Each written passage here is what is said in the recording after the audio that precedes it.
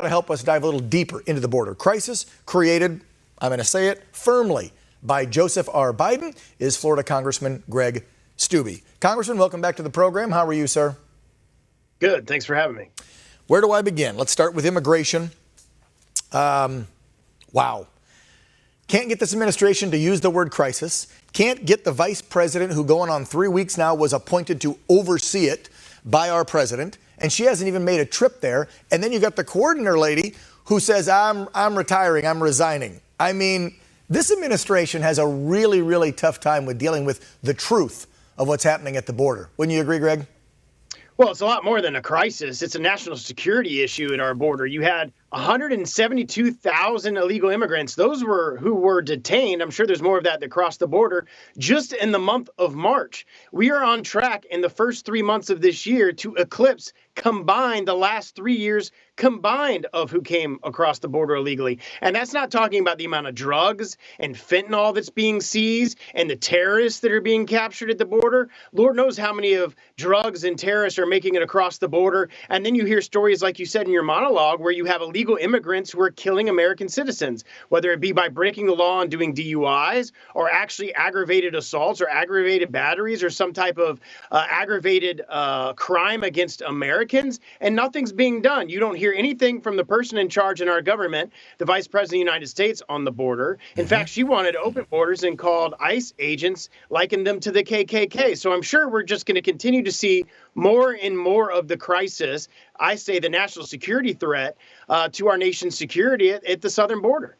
Yeah, I remember that comment by the, I believe, then-time presidential candidate, VP Harris, when she was running. She made those statements, along with folks on the left like AOC and Ilhan Omar and them, calling for the total disbandment of ICE. I mean, they think they are like outright horrible people and killers. These are the men and women down at the border trying to keep, along with Border Patrol agents, us safe and maintain a border. They don't have the resources, enough manpower. Of course, they stopped building the wall, the cameras and lights that were going up. I mean, you literally, it's like just putting on blinders for our brave men and women that are entrusted with keeping the border safe. This administration cut their legs out from underneath them on day one back in January, didn't they?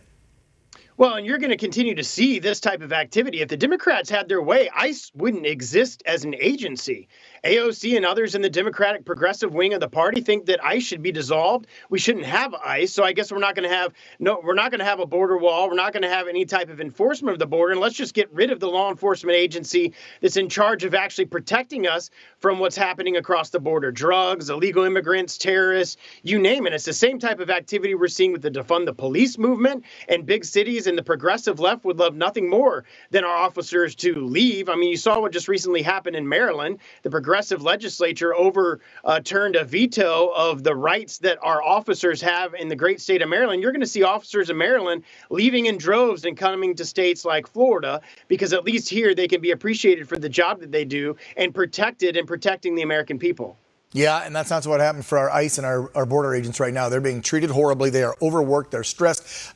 Greg, as you know, I visited the border a couple weeks back, and I just went to Yuma, Arizona, and I spoke with some border agents. Of course, they can't talk to the press, so it had to be off camera.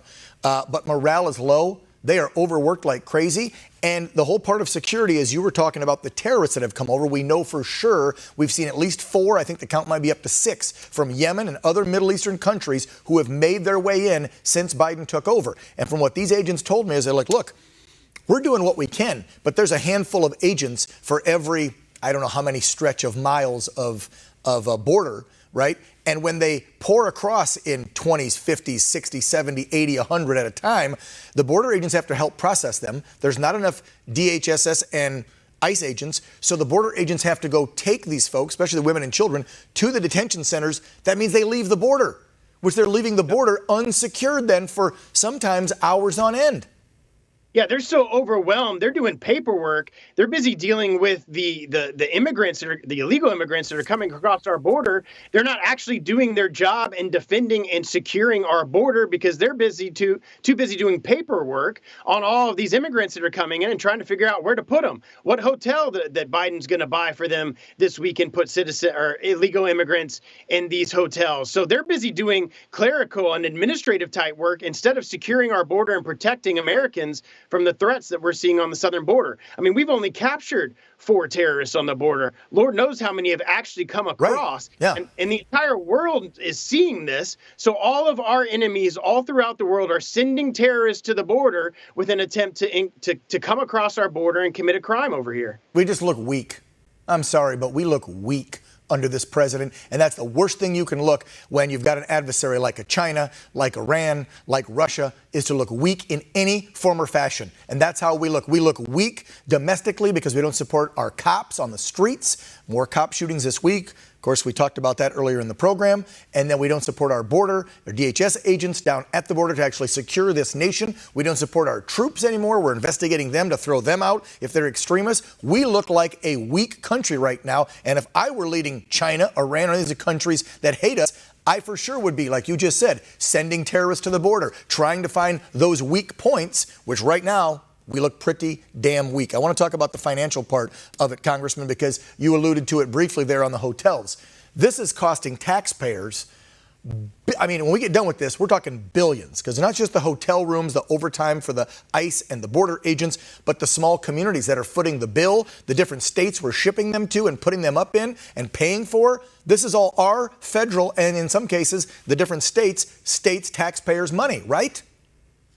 When I got elected to Congress a little more than 2 years ago, the deficit was $21 trillion. The deficit is almost $30 trillion today. It's about $28 trillion because of the massive amount of spending that the Democrats are doing. The last COVID-19 bill, the $1.9 trillion that not a single Republican House member or a single Republican senator voted for, had money for illegal immigrants in the bill, in a COVID-19 bill. So we're going to continue to encourage them to come across the border because we're giving them financial benefits when they get here. And that's not including Medicaid and health care and all the other things they get when they come across the border. And New York just did that, Congressman. Sorry to interrupt. You saw that New York spending like $2 billion, right, of their taxpayer money in the Empire State to help illegal immigrants who didn't get stimulus checks because they weren't included. Because, yes, some of them do pay taxes. Even if they are illegal, the employers do take the tax up for paying them. But since they're not legal citizens, they didn't get a check. So New York thought it was right to give them a check. And I read an article that said homeless veterans who serve this country who aren't in the system anymore, they didn't get stimulus checks the last 2-3 rounds at all. But we're giving money to illegal immigrants so they get a stimulus check.